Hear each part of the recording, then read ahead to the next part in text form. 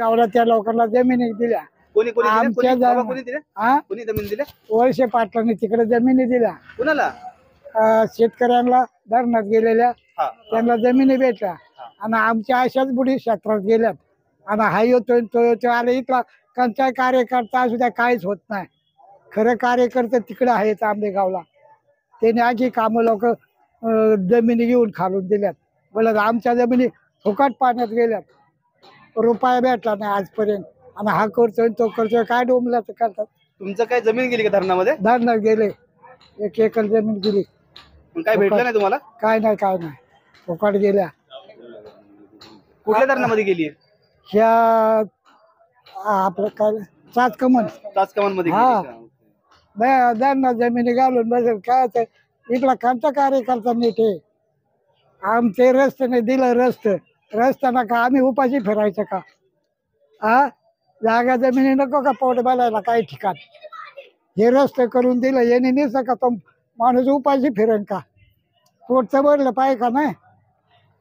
खालते भागातले लोक काय कामं करतात ते कार्यकर्ते म्हणावं.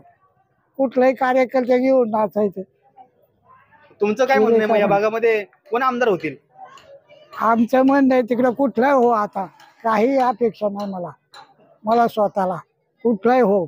कंचना दण लावले नाही. तुमची नाराजी आहे मग? नारंदी पार नारंदी येईल तो येईल त्याच्या नाही याच्यातून. आमच्या धरणात जमिनी गेल्या तर आम्ही उपाशी बसलोय. आज आमची शेतं गेली आम्ही करायचं काय?